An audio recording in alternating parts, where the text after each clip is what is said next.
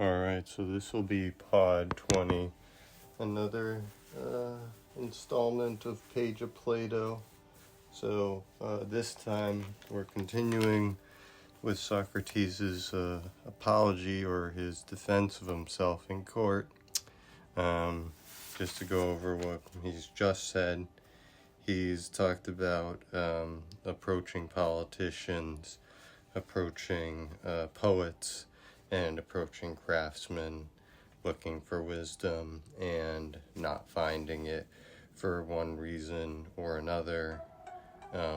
Interesting to note, the politicians in particular seem to have a pretense to wisdom while not really knowing anything of value to Socrates' point of view, and then the poets also don't know, they just have a certain inspiration is his idea. So not knowledge, but possibly true belief in some cases. But again, that's via inspiration, not via justified true belief. And then the craftsmen either don't know, or if they know about their own stuff, they think that their wisdom applies to the most important matters, which Socrates rejects that.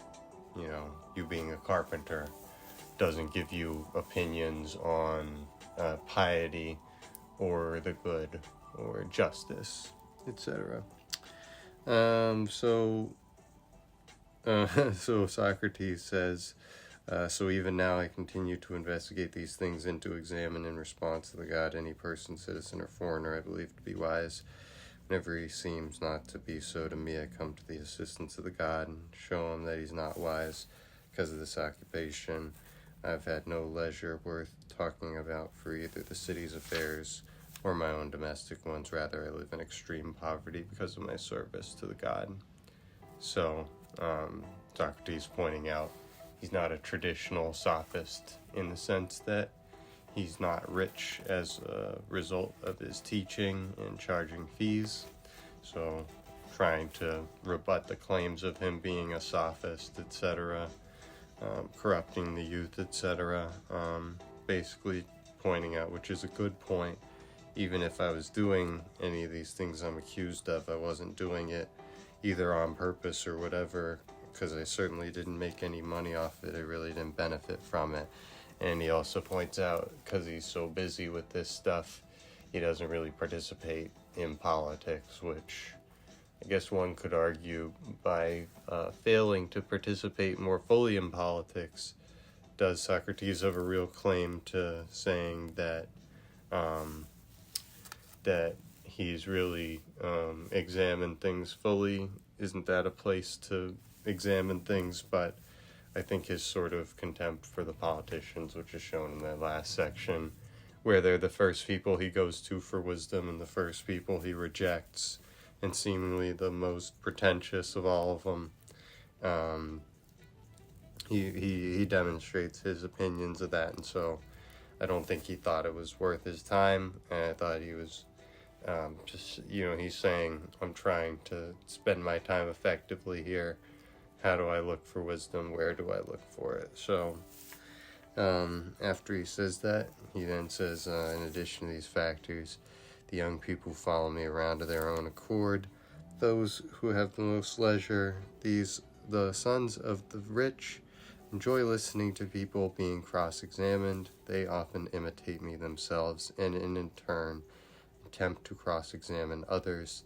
Next, I imagine they find an abundance of people who think they possess some knowledge, but in fact know little or nothing. The result is that those question. That's a weird sentence.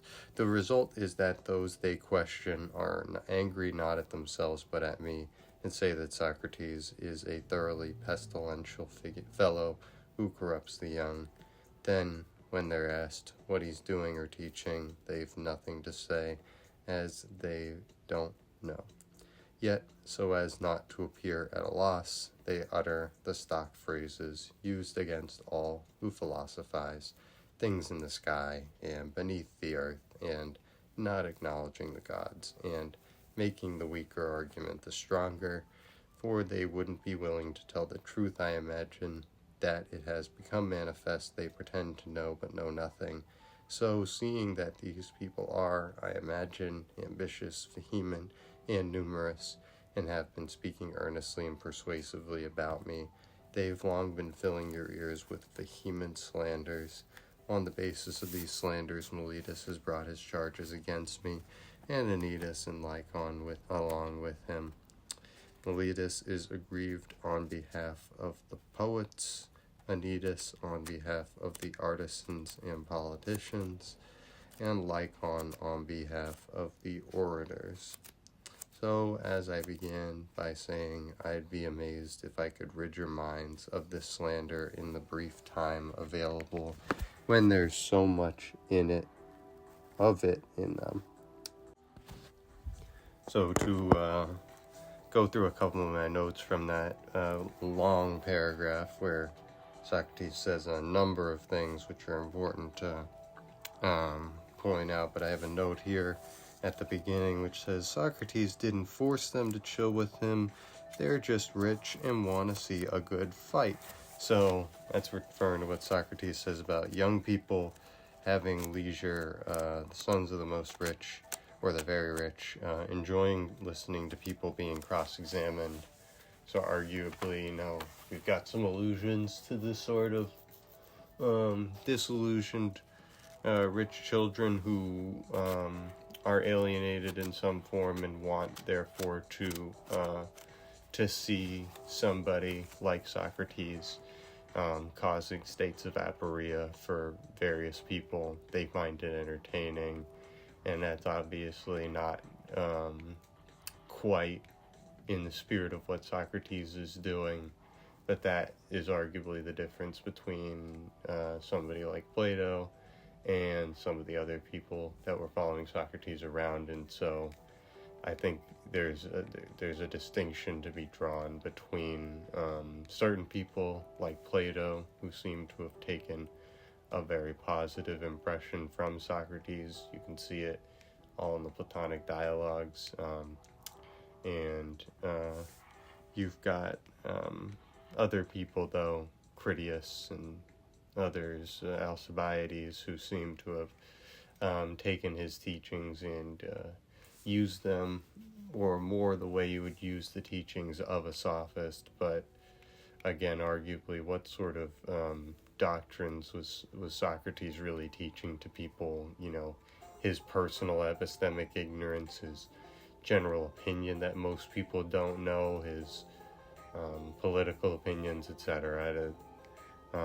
Unclear. But anyway, so that's just my note from the beginning. Is I think everybody understands the experience of not only people being able to refute other people, but also the sort of crowd of people that will form around such a person. They love watching a roast, they love watching a takedown, watching a demonstration of this, that, and the other. So that's something, and then Socrates is just pointing out that an abundance of people who think they possess some knowledge, angry not at themselves but at me, in fact know little or nothing. So he's saying, just examine yourselves. If you think that there's a bunch of people out there who think they know, and it can be pretty clearly demonstrated that they don't know, then it's like, well, what's the point of pretense to knowledge? You can make an argument that there's some point, utilitarian or otherwise, to a pretense for knowledge, but then the trouble is you just have somebody like Socrates emerge who's smart enough and sharp enough to put two and two together and start to question, whether it's religious beliefs or whatever, things that are told to him, being like, yo, dog, like, that doesn't make sense to me, that doesn't add up, it's not consistent with, like, the spirit of calculation and all these other themes in philosophy that come from respect for sort of the mathematical tradition, mathematical reasoning, or deductive styles of reasoning. And so Socrates in Euthyphro here, he especially in Euthyphro though, he's looking for definitions, precise definitions. He's looking to exclude common things that are going to basically obscure the definition. It's like, don't tell me one of the pieties, tell me about the pious itself, etc. And then people obviously have trouble with that. And so Socrates points out that these people are become angry with him. They say he's pestilential, he corrupts the young. And then he points out, you stupid assholes are then asked what it is that Socrates is doing that's so wrong. And you pause for a second, you fumble around and you fuck up, and you then, you what Socrates say, you utter these stock phrases against philosophy, things in the sky, things below the earth, make the weaker argument the strong. You just make such generic arguments against philosophers in general. And number one, you red flag yourself as an anti-intellectual in general, somebody who's not a friend of freedom of thought, freedom of speech, etc., etc., etc. And, quickly Socrates is pointing out, like, your charges, when you examine them in themselves, are flimsy at best.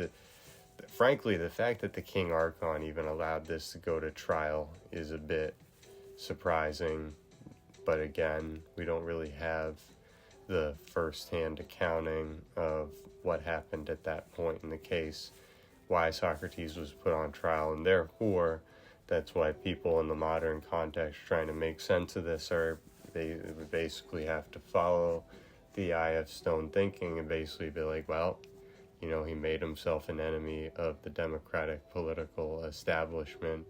He makes clear that, Chaerephon is a member of a party that he's seemingly not a member of, and therefore Socrates arguably is one of the people who didn't go into the exile on Samos with the Democrats, essentially, when they were run out of power in the 30 Tyrants thing. And we do know from later on in this dialogue that Socrates was present when the 30 Tyrants were doing their thing, so that's arguably not a point in Socrates' favor, but again, are you going to blame every civilian citizen who lives under a form of dictatorship for the things that the dictatorship does? That's a tricky proposition, a bit of group associated guilt that it's tough to make that, especially in context of something that Socrates will mention later about him essentially refusing to participate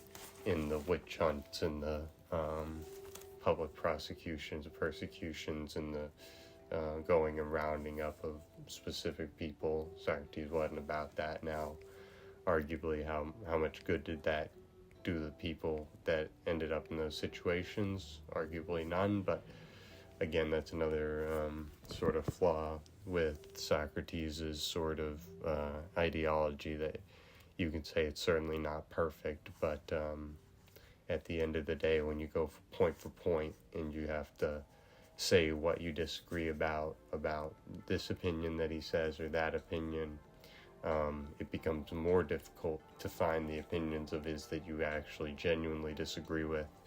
And again, it's like he points out, it's like these people, they bring charges against me, and what do?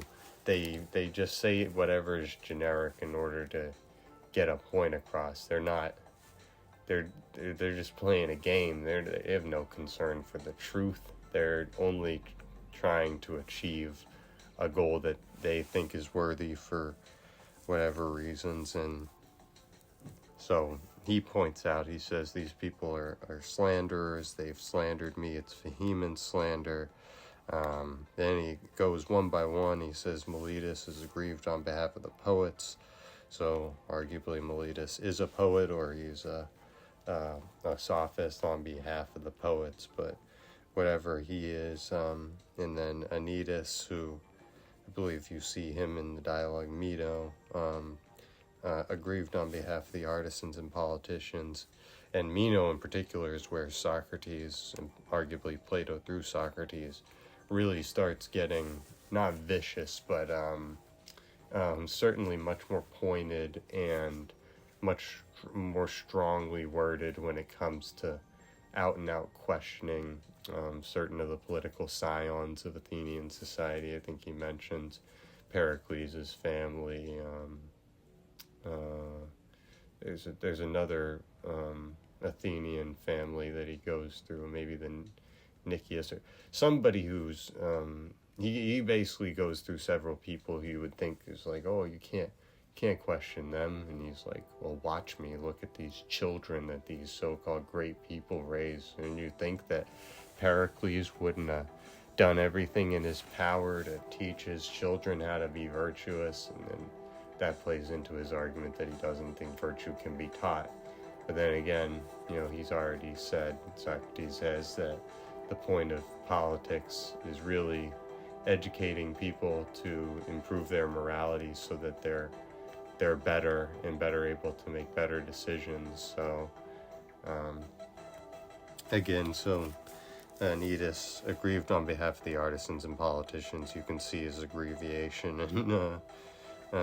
in Meno if you're interested. Just jump ahead there and see Anytus's performance in there. And then Lycon on behalf of the orators. So again, the sort of sophists, the people we would kind of refer to as lawyers or legal representation, sort of. They're all aggrieved. They're all aggrieved by Socrates, and so he points out, and this sort of goes to the irony side of things. Again, I'd be amazed if I could rid your minds of the slander in the brief time available when there's so much of it in them. So he points out these people have been slandering Socrates for a long time, whether it was the clouds, whether it's whatever it was. Socrates was having people just kind of relentlessly talking shit about him, regardless of whatever he was actually doing, because, you get explicit mentions from Alcibiades in Symposium that Socrates really doesn't seem to have participated in the weird sort of pedophilia system that it was somewhat prevalent in Athenian society for whatever fucking reason. And so, although I don't know if that disproves that Socrates ever participated in that sort of behavior, I don't know if there's really that sort of evidence, but there's, I guess, some evidence that Socrates would have found that sort of behavior to be extra unnecessary, not something he'd be likely to engage in. But again, I'm just kind of projecting off of him seemingly rejecting Alcibiades to say he would never do that.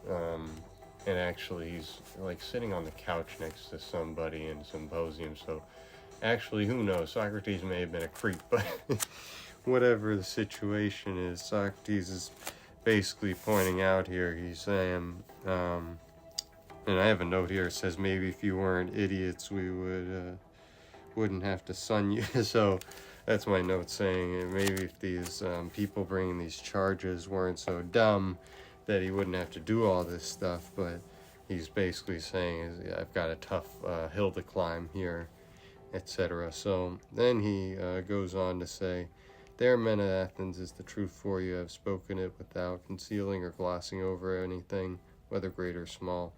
Yet I pretty much know that I make enemies by doing these very things, and that's further evidence that I'm right, that this is the prejudice against me, and these its causes. Whether you investigate these matters now or later, you'll find it to be so.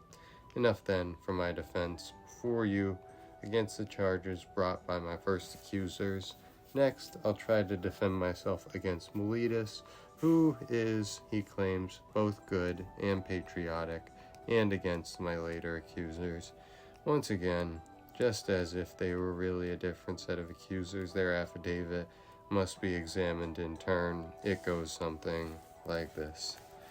So, just before we read this next charge, interesting to point out, Socrates knows he makes enemies by doing exactly what he's doing, which he's kind of This goes to the irony side of things again, though. He's saying it's almost self-aggrandizing in his sarcasm, potentially, but he's like, I've spoken it without concealing or glossing over anything, whether great or small. And he's basically like, yeah, you dummies who speak so loosely, you guys say whatever the fuck you want, but I tell the truth, and that's kind of what gets me in trouble, is I do these very things. I speak it without concealing, and I don't gloss over anything. And it's further evidence that I'm right, and there's prejudice against me.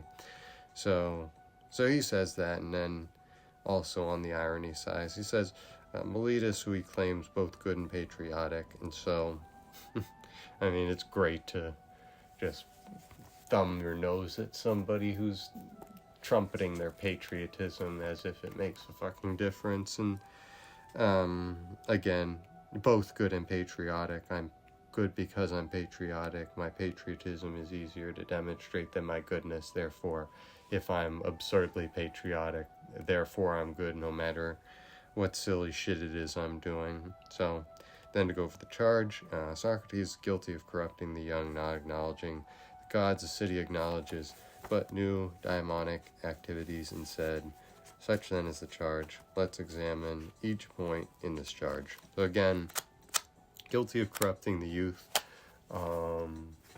Broadly speaking, this charge just kind of comes from the fact that some of Socrates' homies essentially participated in overthrowing the democracy, especially Critias, and Alcibiades being sort of the figure that he was in Athens. They sort of retroactively blamed him for some of his quote-unquote students, although what is a student of Socrates? Again, he's pointing out, and this is a very sort of legalistic point, I guess, but he keeps pointing out over and over again, he's like, hey, like, I'm not getting paid for this. Like, I'm not getting paid for talking to people on the street. I live in poverty. Like, they're not my students. I don't take no responsibility for what they say, think, do, etc. I'm just asking questions, etc. So, and once again, not acknowledging the gods that the city acknowledges, but new daimonic activities.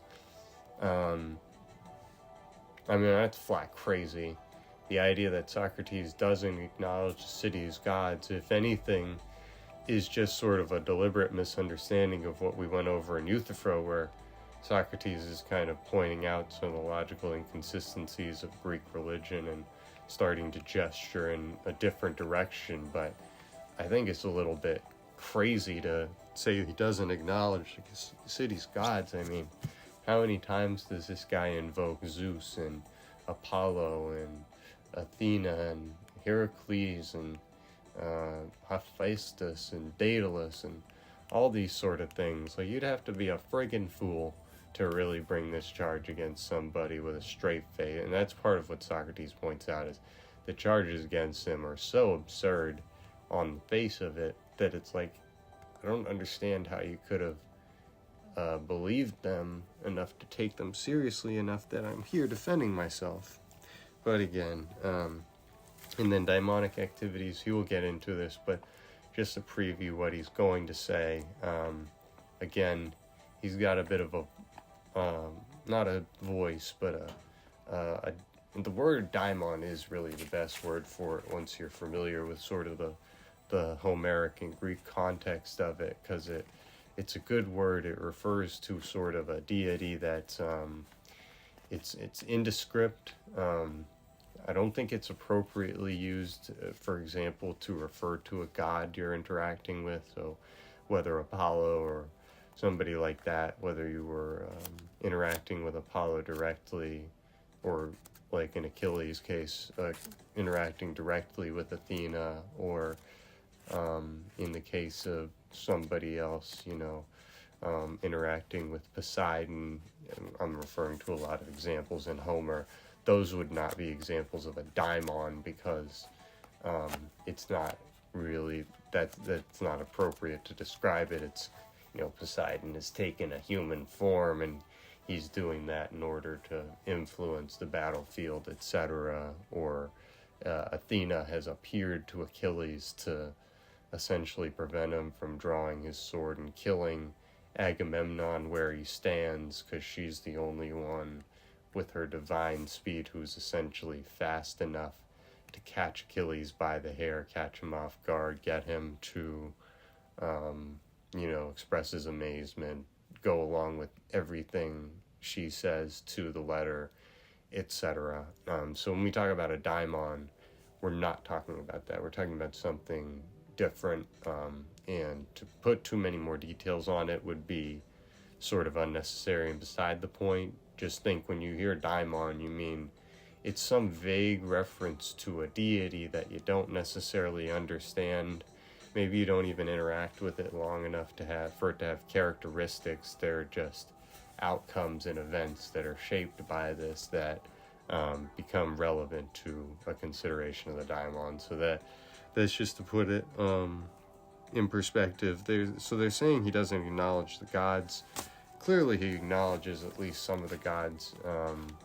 And again, why this would have been cause to put him on trial, seemingly bizarre, arguably politically reactionary, not a good look for any sort of democracy or society that has any sort of pretense towards freedom of speech, freedom of thought, etc., etc. So then to continue with what Socrates says, Meletus says then that I commit injustice by corrupting the young. I, men of Athens, reply that it's Meletus who's guilty of playing around with serious matters, lightly bringing people to trial and professing to be seriously concerned about things he has never cared about at all, and I'll try to prove this. Step forward, Meletus, and answer me. You regard it as most important, do you not, that our young people be as good as possible? So, just to pause here real quick. We've been talking about Socratic irony, etc. And then it looks like right here, you can take a few things away. Number one, when he summons Meletus to sort of stand before him and be his interlocutor for the moment, it seems like he all of a sudden, he becomes far more serious right away. So, to examine what he says, Meletus says then that I commit injustice by corrupting the young, but I, men of Athens, reply that it's Meletus who is guilty. So Socrates turned the tables on his accuser, a little bit like what Euthyphro sort of hints at in the beginning of Euthyphro. He's like, I want to turn the accusations on my accuser, but the difference is Socrates is not exactly going to attack this guy's character. He's just going to attack the things that this guy has done and let that sort of stand on its own as marks against his character. And the thing is, though, when I say he's being more serious, though, he says Meletus is guilty of playing around with serious matters, lightly bringing people to trial, professing to be seriously concerned, and he says about things he has never cared about at all.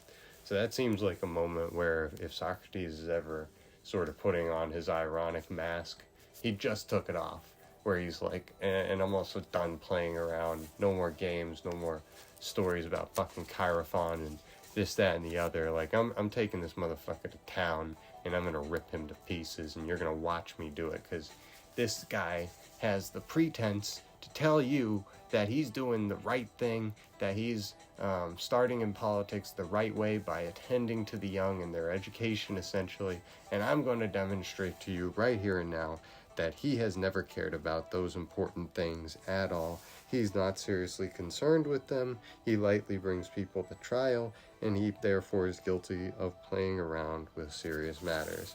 So after he tells Meletus to step up to the plate, and asks him if you regard it as most important that our young people be as good as possible, I certainly do. Come then, tell these jurors who improves them. Clearly you know, since you care. So their irony mask back on. For having discovered, as you assert, the one who corrupts them, namely myself, you bring him before these jurors and accuse him. Come then, speak up. Tell the jurors who it is that improves them. Do you see, Meletus, that you remain silent and have nothing to say? Yet you don't think that that's shameful, and sufficient evidence of exactly what I say, that you care nothing at all. Speak up, my good man. Who improves them? So again, let's put this context before this idiot speaks. He's here on behalf of the poets. So if he's not a poet, he's on behalf of them. And not to be prejudicial, but that means he's a moron. Moving forward, so who improves them? The laws.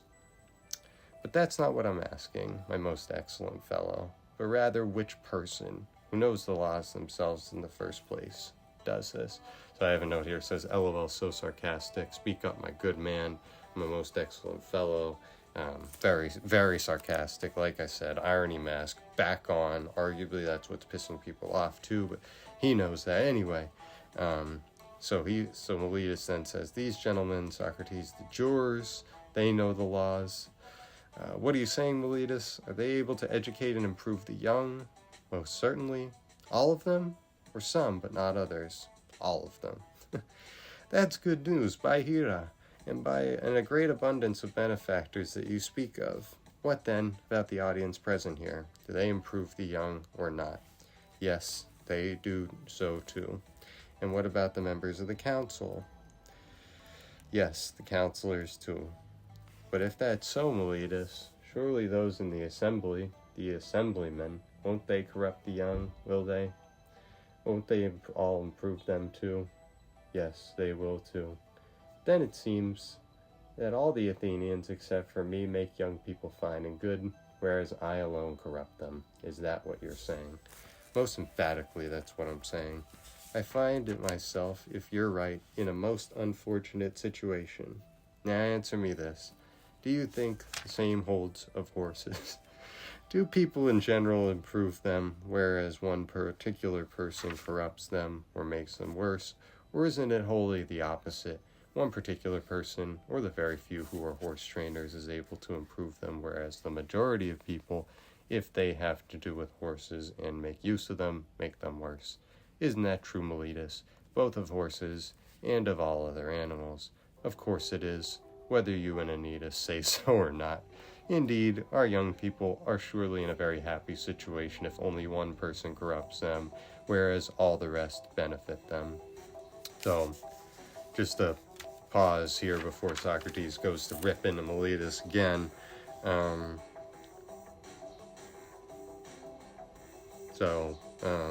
Some notes here.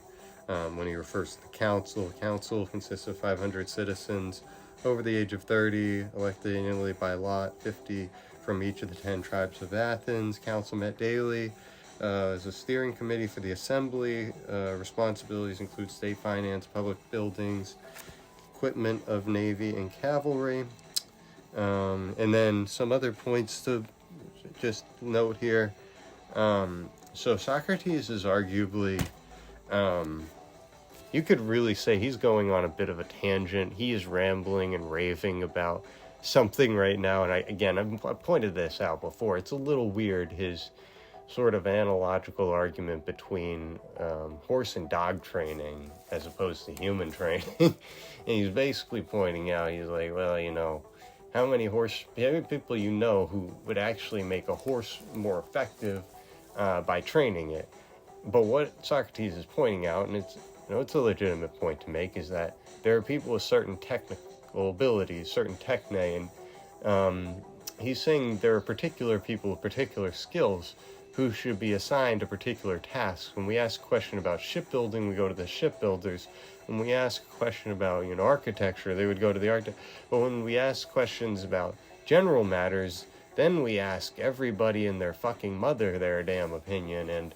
And he's just pointing out, he's like, well, why is that? Because again, Socrates likes logical consistency, and unfortunately, so-called liberal democracy is not necessarily going to be the most conducive to logical consistency, at least not over time.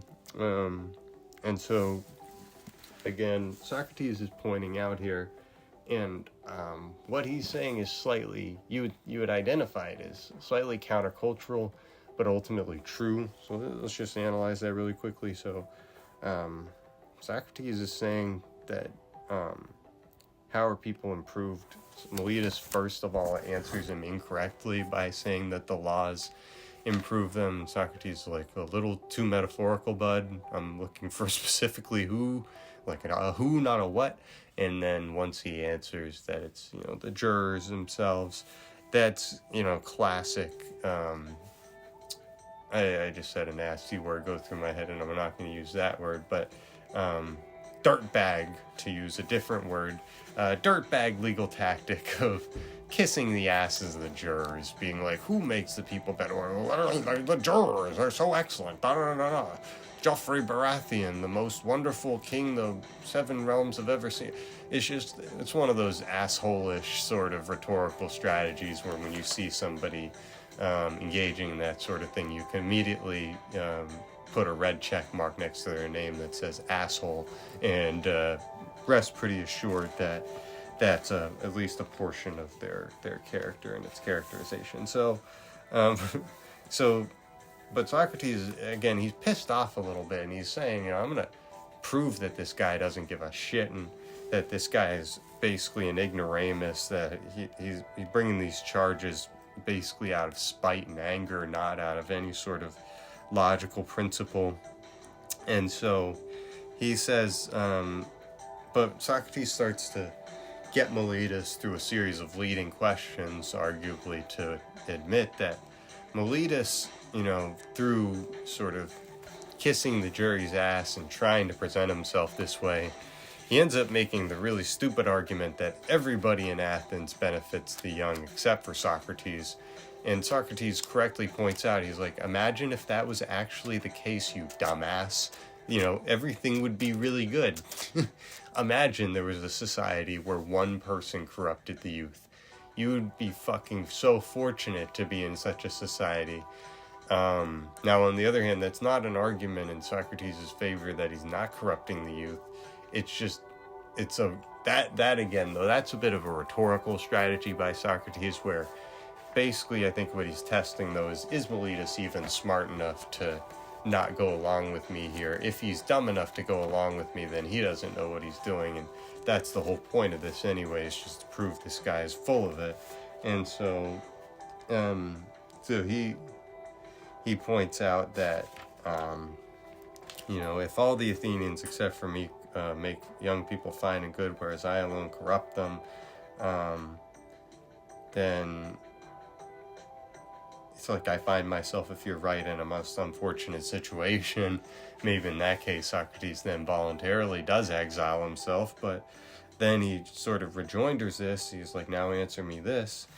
And then he goes into his weird example and sort of diatribe on horse training and dog training and shit.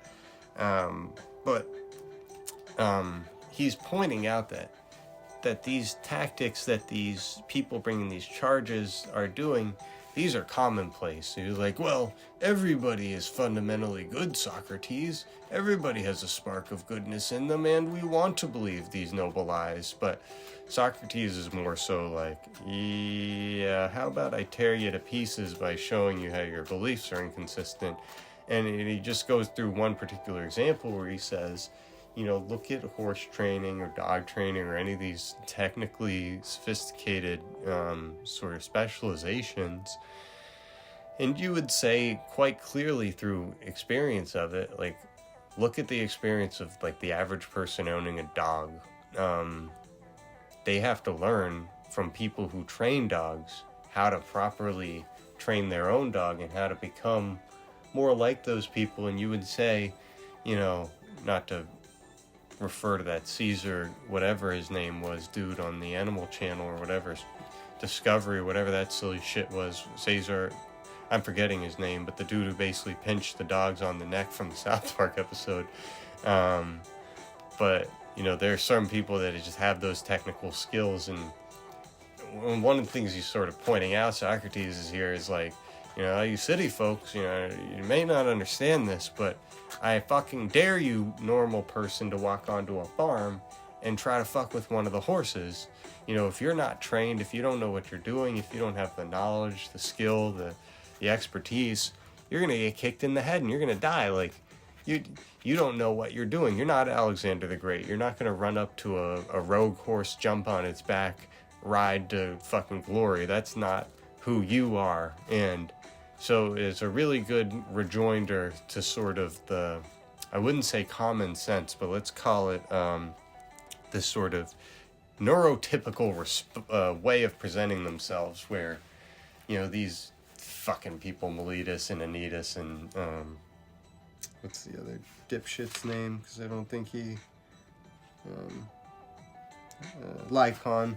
These guys are here, and Socrates, like I've said, he's going to wipe the floor with them. Anyone who thinks these things through logically knows that Socrates almost didn't even have to defend himself here. The charges against him in themselves are so absurd. But when he does his defense, he really just dances on their intellectual graves. Like, you guys not coming back from this. Socrates has embarrassed you. He's shown how silly and stupid you are, etc.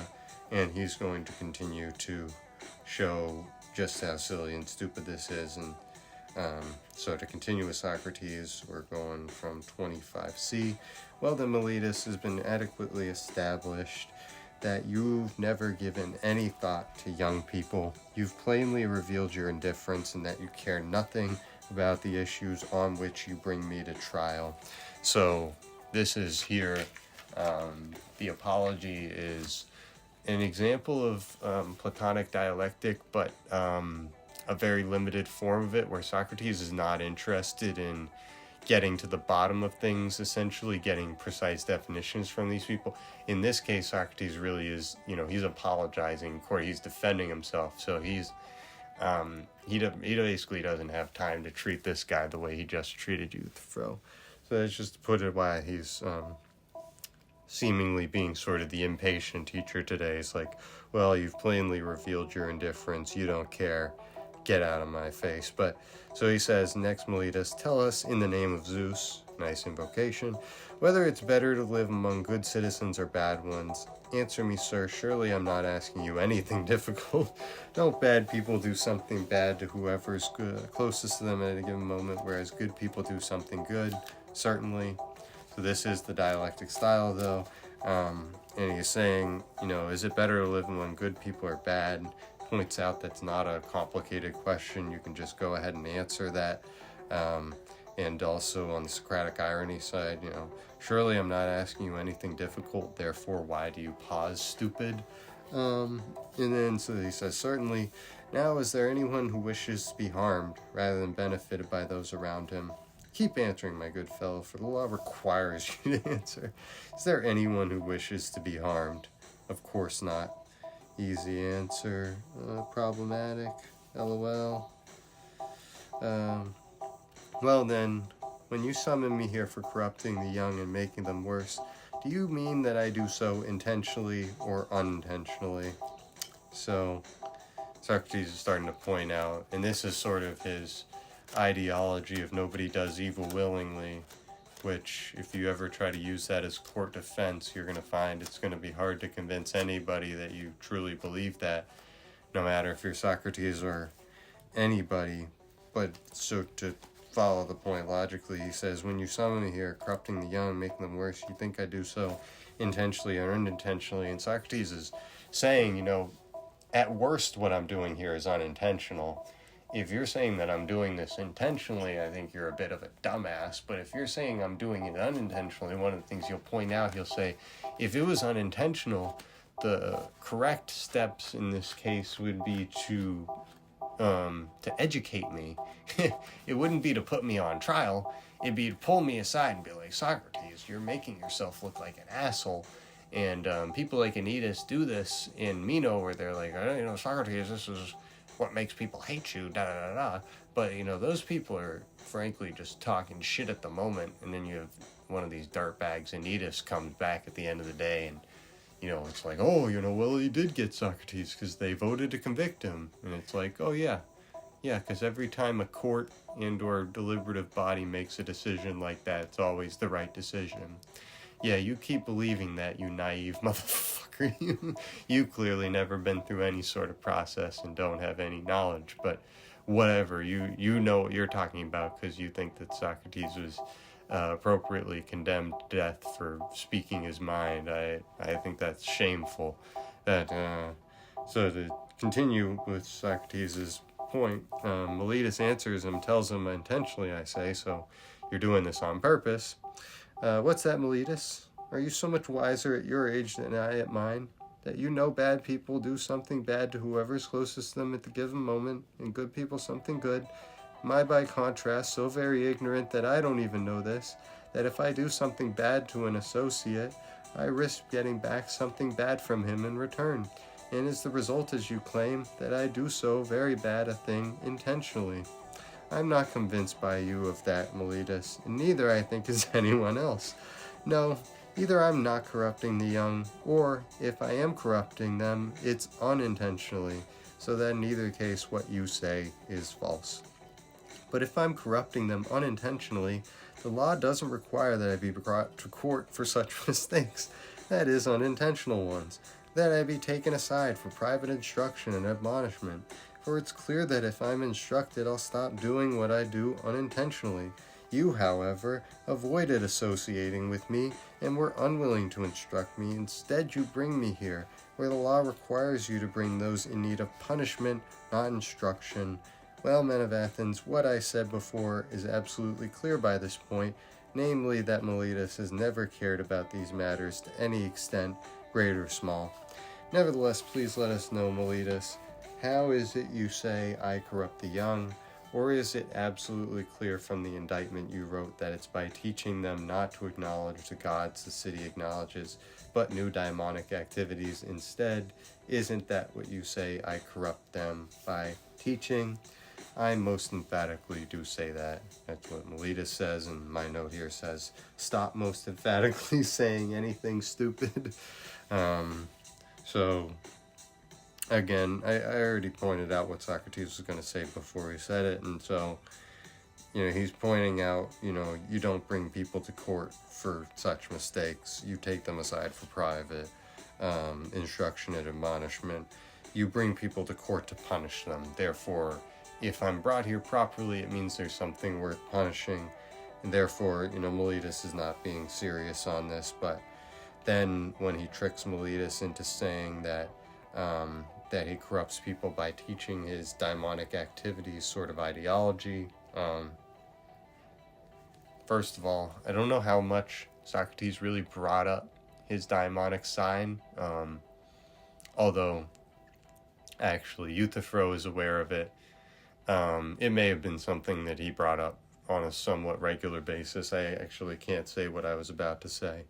But I don't think he was teaching this to anybody in terms of anything beyond sort of the modern interpretation, which is that Socrates has a sort of a newfangled sort of understanding of a more modern understanding of what we would understand as consciousness, and also sort of conscience, in the sense of having a conscience, having sort of the better angel on your shoulder to sort of tap on the shoulder. And in Socrates' case, he'll get to this, but the daimon doesn't tell him to do things, it tells him not to do certain things, and therefore the daimon doesn't drive him from behind. It restricts him from going forward in certain cases. So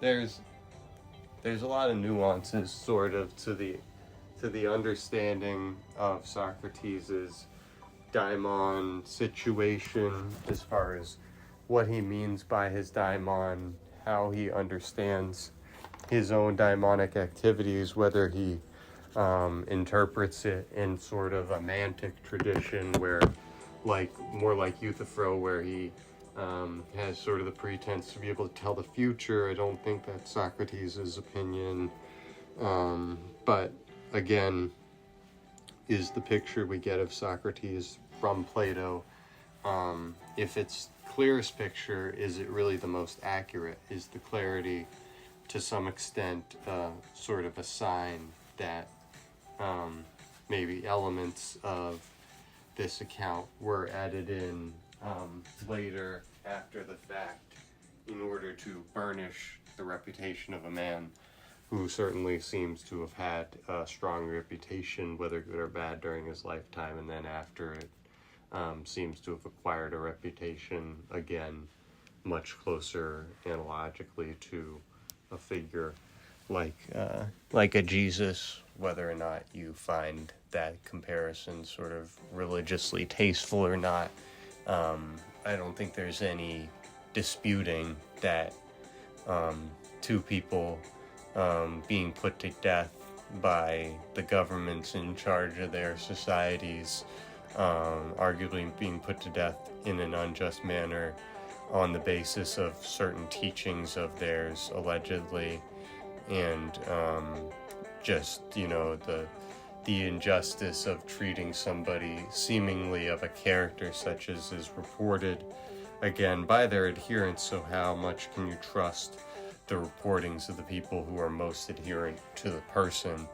But then again, you've got Xenophon's version of this where it's allegedly not that much different. I think I've read little bits of it to know it's very similar. The only problem is essentially you've got a scholarly sort of divide where there's people on the one side who essentially think somebody like Xenophon was essentially too, it's hard to say, this is harsh, too stupid to accurately portray what it was that Socrates said, whereas they look at Plato and say, this guy's a friggin' genius. Clearly, if one of these people sort of got these ideas down correctly, it was Plato, not Xenophon.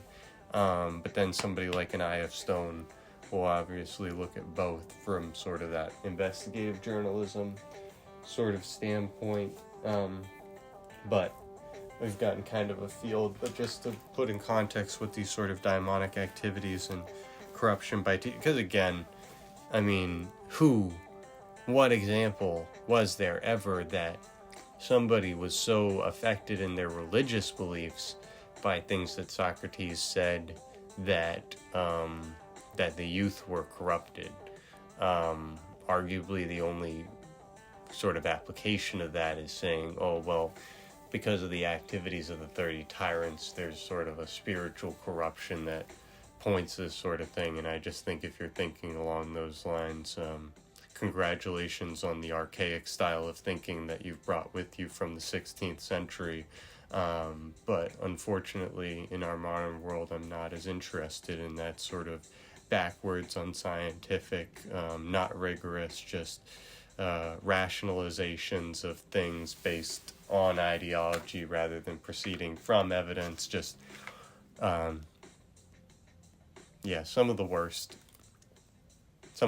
way of thinking about things that you can really do, and unfortunately, not to be rude, but characteristic of religious ways of thinking that have unfortunately been very common in societies such as that of ancient Athens. And not to pause again here, but when we're talking about the religious context of ancient Athens, almost as important as like the religion that they believed in is sort of the Peloponnesian War period, the plague that occurred during it, and the sort of societal fallout of that, where sort of regardless of your religious opinion or your piety, your lack of it, etc., the plague came for everybody, and it really undermined sort of the traditional moralities of things. And so somebody, perhaps a lawyer arguing for Socrates, maybe tells him, hey, bud, instead of basically tricking Miletus into stupidly going along with accusing you of corrupting the young on the basis of these religious opinions, which I don't think is, a major concern for most people. They're more concerned about the corruption via political opinions, but, somebody could point out, it's like, who's done or what has done more to undermine these sort of things? Was it the plague or Socrates? Let's be rational here. You guys are lashing out because of the resulting circumstances of the post-plague society. And if you don't like that, look reality in the butthole, and reality is what it is. It's a brown hole. It's right there. It's in front of you. It smells. It's awful. That is what it is. And don't be bullshitting people.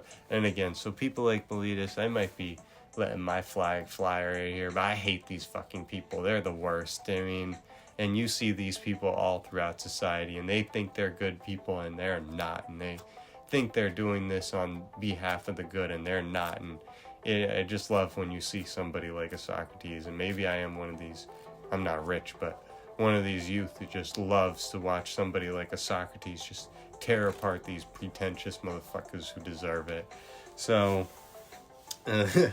anyway, so he's gotten Meletus to admit that the gods, that Meletus thinks Socrates denies the gods and only teaches his new daimonic activities. That's how I corrupt them, by teaching. He emphatically agrees with him like a moron.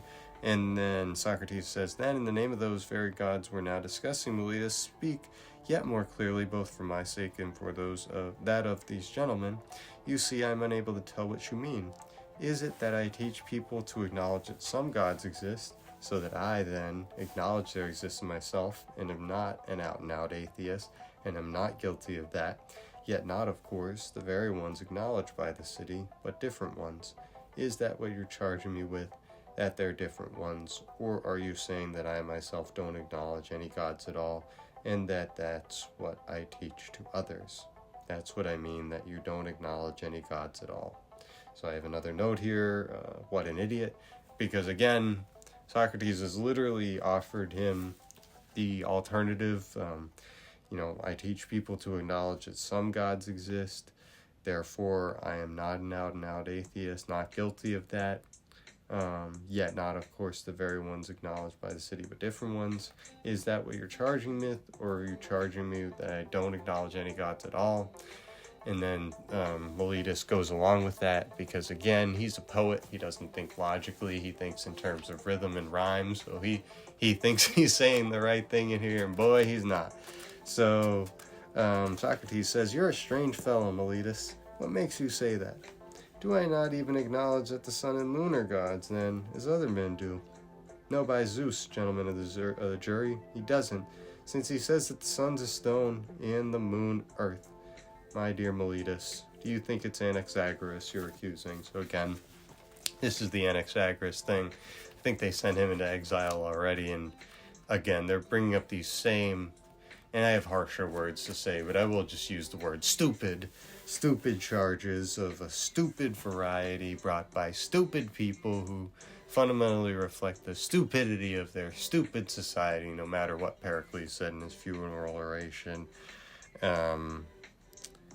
This dimwit says that Socrates is a complete atheist, and Socrates is gonna, point out, he's like, well, you seem confused.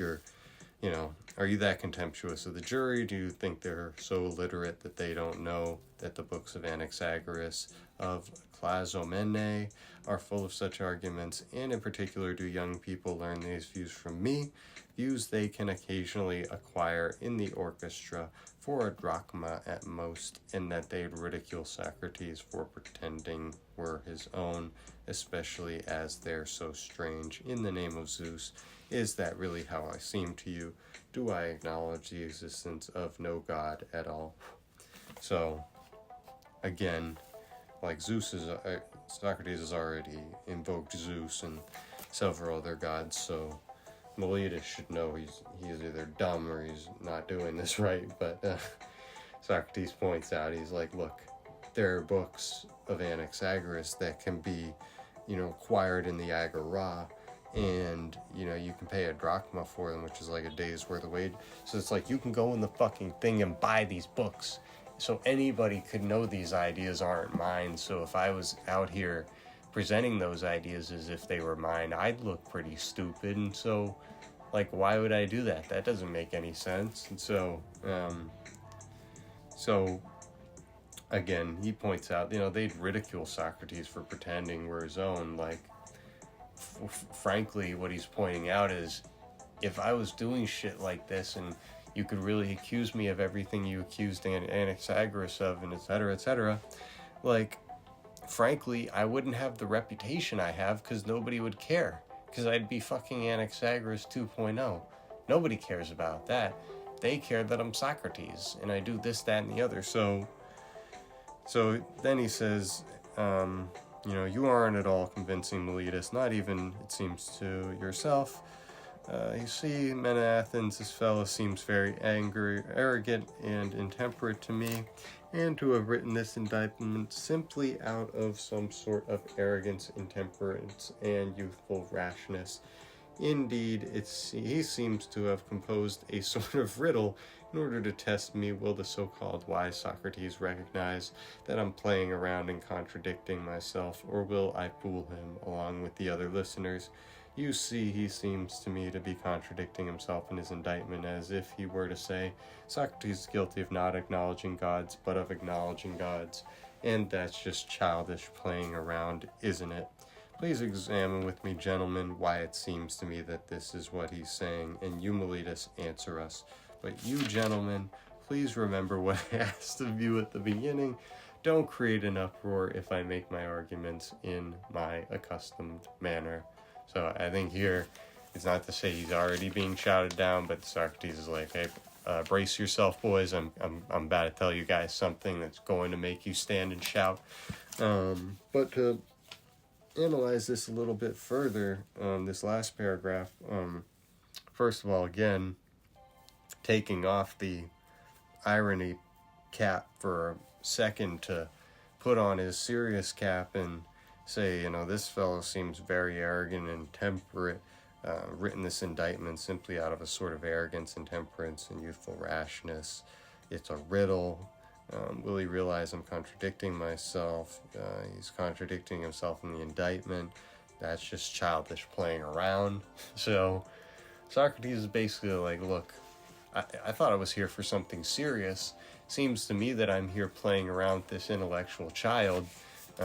Then you interact with people in general society and you realize how stupid the average person is. But that notwithstanding, you have these situations where somebody like Socrates is usually game enough to kind of laugh along and, Aristophanes made this silly play about me. Ha, very funny. I may need to talk to you about that, but at least I'm going to be civil enough to go along with it at the time. But in this case, Socrates has no patience for this guy Meletus, and he's sort of ripping him to pieces. Every time he's not doing his dialectic method, essentially, he goes right for the jugular and says exactly what he thinks of him, which I love it.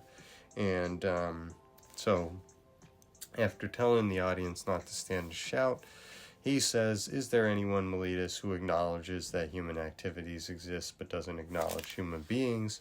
Make him answer, gentlemen, and don't let him make one protest after another. Is there anyone who doesn't acknowledge horses but does acknowledge equine activities, or who doesn't acknowledge that musicians exist but does acknowledge musical activities?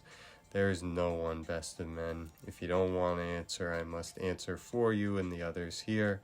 But at least answer my next question. Is there anyone who acknowledges the existence of daimonic activities but doesn't acknowledge daimons? And I'm not even going to analyze it. You can just hear what he's saying and know he's friggin' right. No, there isn't. How good of you to answer if reluctantly and when compelled to by these gentlemen? Well, then you say that I acknowledge daimonic activities, whether new or familiar, and teach about them, but then, on your account, I do at any rate acknowledge daimonic activities, and to this you've sworn in your indictment against me. However, if I acknowledge daimonic activities, surely it's absolutely necessary that I acknowledge daimons. Isn't that so? Yes, it is. I assume you agree, since you don't answer. But don't we believe that daimons are either gods or at any rate children of gods? Yes or no? Of course.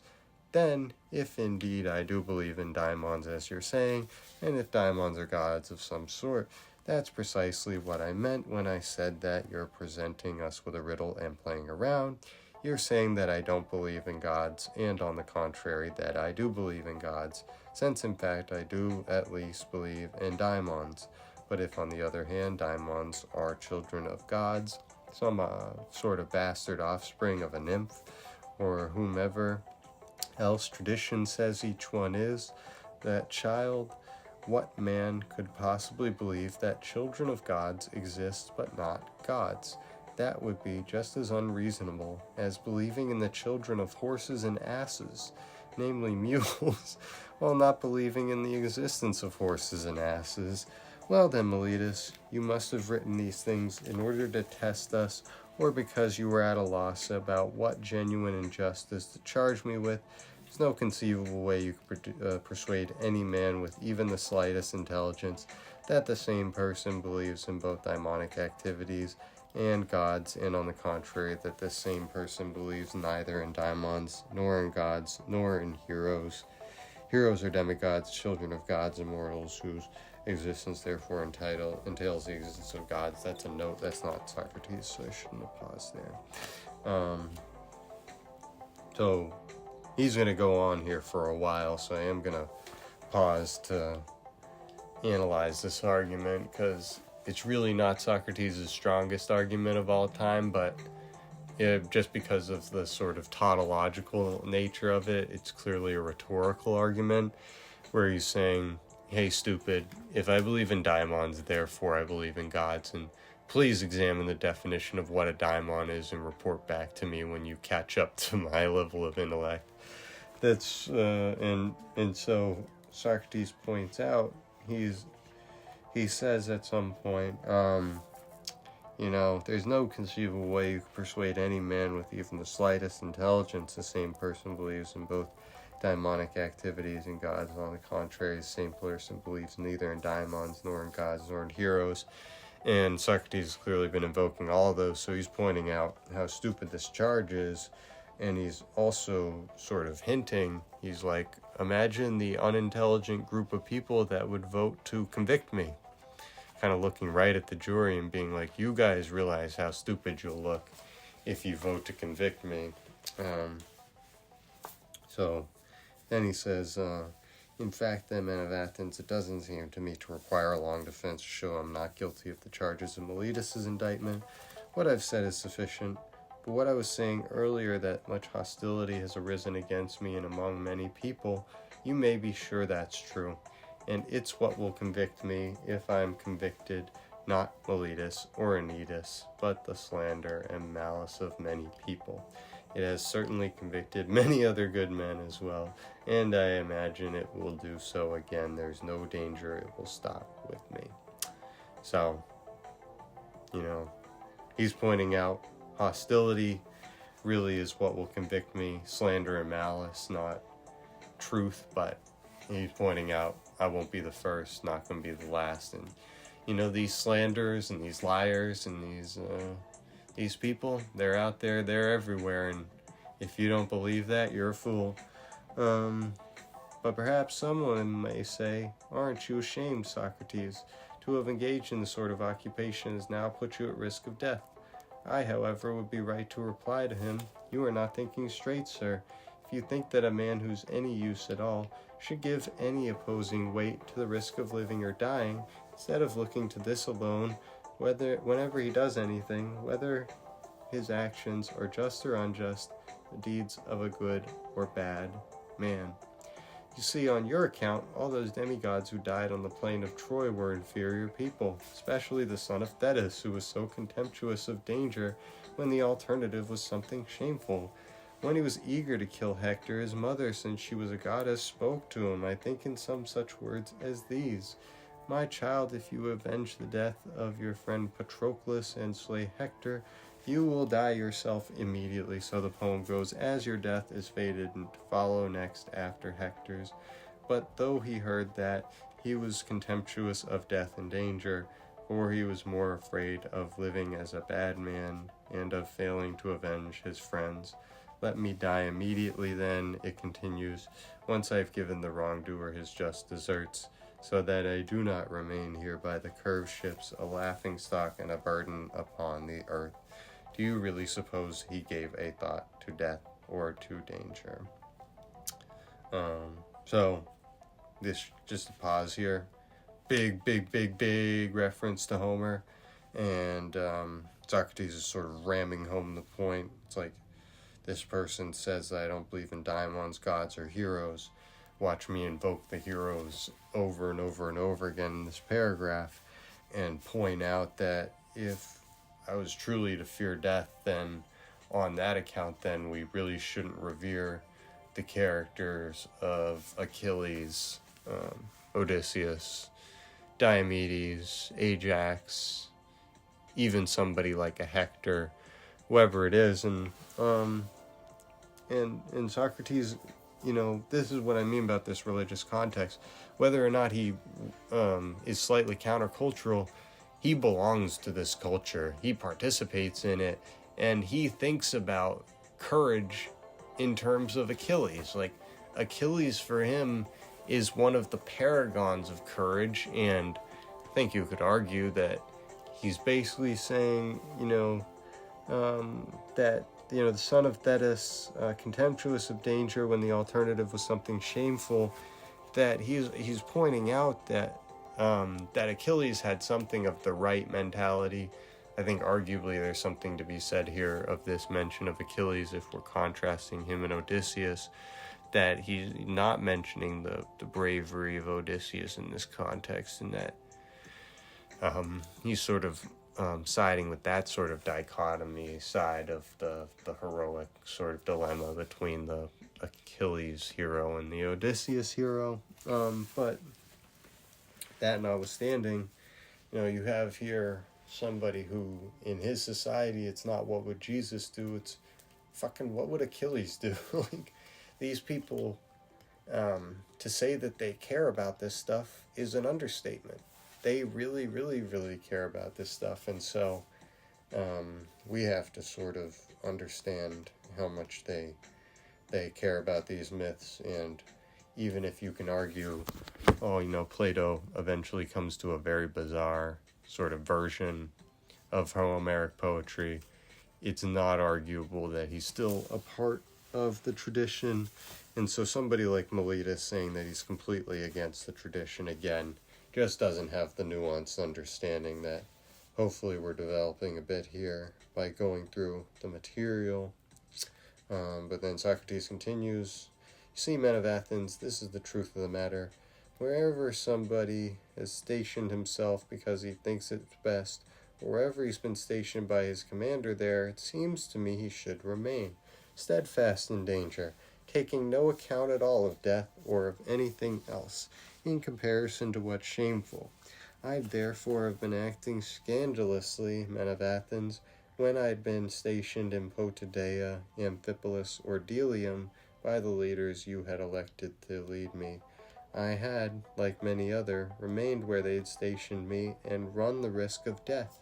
But if when the gods stationed me here, as I became thoroughly convinced that he did, he meaning Apollo, again, hello you idiot, I believe in Apollo, to live practicing philosophy, examining myself and others, I had, for fear of death and anything else, abandoned my station, that would have been scandalous, and someone might have rightly and justly brought me to court for not acknowledging that gods exist by disobeying the oracle, fearing death, and thinking I was wise when I wasn't. You see, fearing death, gentlemen, is nothing else other than thinking one is wise when one isn't, since it's thinking that one knows what one doesn't know.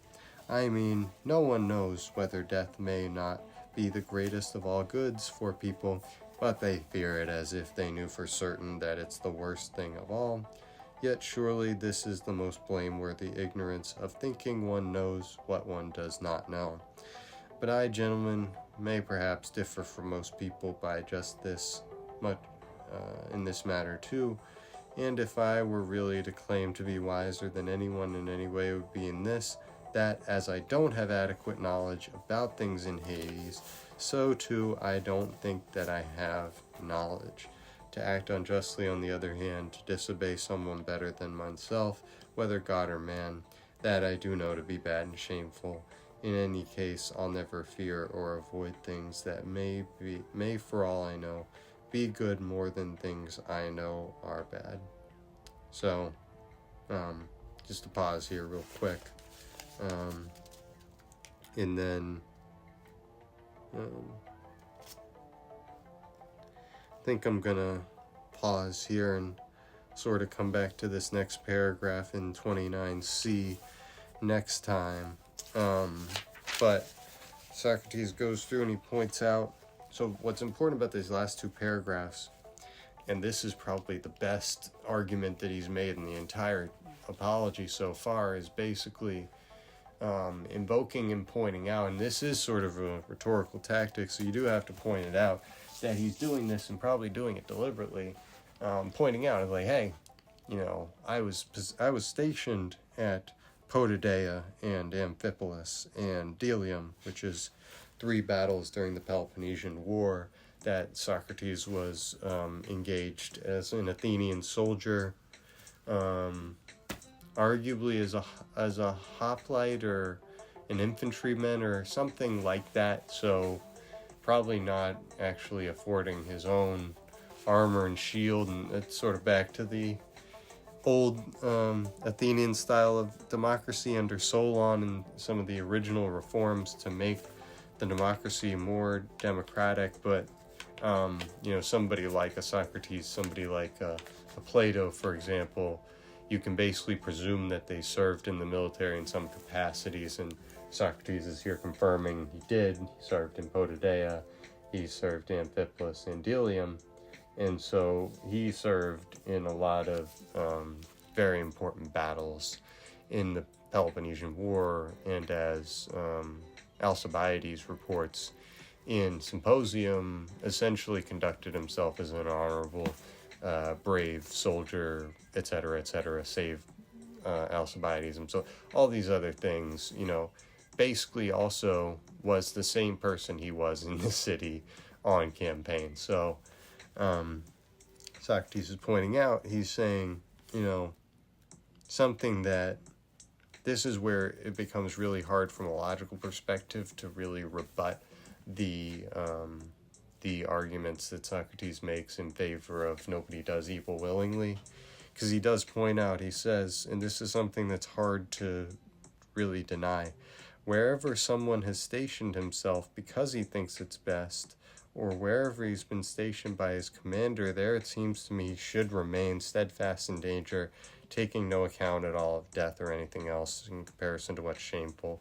So what Socrates is saying is, if you believe that it's best to, serve in your military capacity in this case, then you belong where you are. And there's not going to be a thought of, holy shit, I want to run away, I'm terrified, or whatever. Because by thinking about it as the right thing, you will realize, like, no, I don't need to be anywhere else. I'm right where I'm supposed to be, sort of thing. Be where your feet are kind of mentality. And I guess that's what Socrates is saying. He's basically saying, if I've stationed myself somewhere, it's because I think it's best. It's because I think this is the best way to serve Apollo and interpret the oracle and all these things.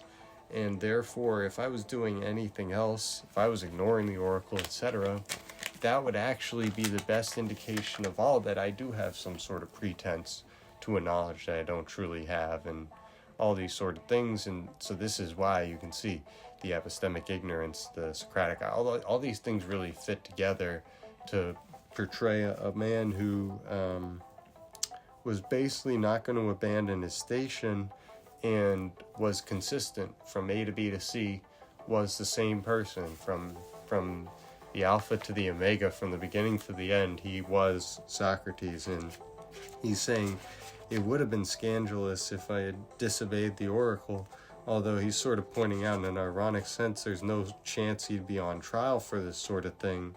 So he's pointing out the only reason he's on trial is because he's doing what he thinks is right and therefore irritating people. But if he had done what was unjust, then he wouldn't be here. So that's, again, the irony side of things. And then, but he points out here what seems to be a serious belief of Socrates is essentially, we don't know what happens after death. And that, I think we can go right ahead and say that's a true opinion. Because, what do you know about after death? Anybody who examines that logically and without reference to religious scriptures and mythologies and stupid shit like that has to conclude that we don't have knowledge about what happens after death, and therefore having the presumption that death is an evil, which most people have. Socrates is pointing out that's essentially an irrational animal behavior. That's not a rational thought by anybody who's thought things through, and therefore that is not Socrates' point of view, and therefore, because he knows he doesn't know, knows that he doesn't know whether death may or may not be the greatest good of all, he acknowledges his limitations, And also, sort of, when he says acting unjustly, disobeying someone better than myself, whether God or man, that's bad or shameful. That's sort of an allusion to a sort of a Thersites moment where Thersites, the soldier in Homer, he speaks out of turn, and he's a common soldier. I don't think he's one of Odysseus's men.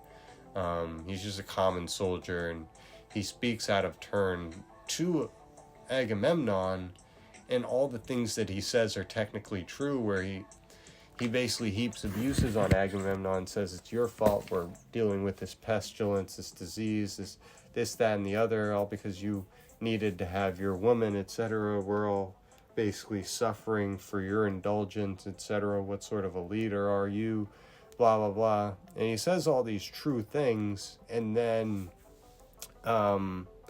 you have somebody like Odysseus, who I guess, at least in this sort of Socratic framework, and this is interesting, but Odysseus kind of does exactly what I think Socrates would want him to do, where I don't think Socrates is saying that Agamemnon's a good person, but being in the framework of him being the supreme commander and stuff, I think Socrates is just like, whatever he's saying, no matter whether it's true or not, he's out of line. And therefore, being out of line means that, you're doing something wrong. You're disobeying your superiors, etc. And that's why he might have a positive opinion of that incident where this guy is basically speaking truth to power. And then Odysseus walks over with the sort of royal staff that they all use when they're speaking, and he wallops Thersites over the back with it until Thersites is on the ground crying and shit, because Odysseus is like, hey, listen, you dipshit, like, whether or not what you're saying is true or not, you're interrupting, we're here fighting a war. Like, what do you think we're here for? Like, I'm here to win. I don't give a fuck about you or justice or anything. I'm trying to go home. I want to get back to Penelope. And so, if you're going to stand here and you're going to say that this is not helping us, that's not going to help Agamemnon realize his mistake. So I'm going to wallop you over the back and sort of follow in this framework, because, I just can't afford to have you acting a fool right now. And so that is sort of the Socratic point, where he is a bit of a cultural conservative in these ways. But it's very interesting that in other ways he is saying, though, he's like, man, we all fear death, and basically it's irrational. So that was a good point to sort of finish on. So I don't want to keep going, because he's gonna turn to Anytus next and start going at him, and I want to see how much of apology we actually have left here. So I have about 12, 13, 14 more pages, so I do think this is a good place to stop. We'll pick up next time, and again, that's going to be picking up at 29C, and we're going to continue going through Socrates' defense of himself, because of course he's not done. He just started with the poet, and now that he's done with the poet, and again, he's danced on the poet's grave, whether it's refuting the charges directly, bringing up Homer, all these sorts of things. He's making him look like a fool, and then he's going to do something similar to Anytus, and etc. And so I like, though, that the material we went through sort of finishing on the point he says about death, because he will bring it up again. Spoiler alert, once he's been convicted and he's been sentenced to death, he will reflect on it. And this is where people get the idea in his head that, Socrates has it well in mind that he could be put to death for these things, and he's not oblivious to that possibility, and that but again, to argue that he welcomes death would, again, I think, be not reading Socrates very carefully. Clearly he doesn't welcome death, he's just not opposed to it, and that lack of opposition gives the appearance of him embracing it. But again, that's not the logical point of view that Socrates is taking here, and I think we can sort of take him for what he says as being his value. So I'm going to pause here. And geez, almost got an hour and a half of content, so that's pretty good. Well, Fed hit pause on rate cuts. How surprising. I wonder who said that. Maybe it's because I read so much Plato. And the markets are down. Excellent. And the freeze on federal spending has been freezed. So we live in a rational world. Thank you very much.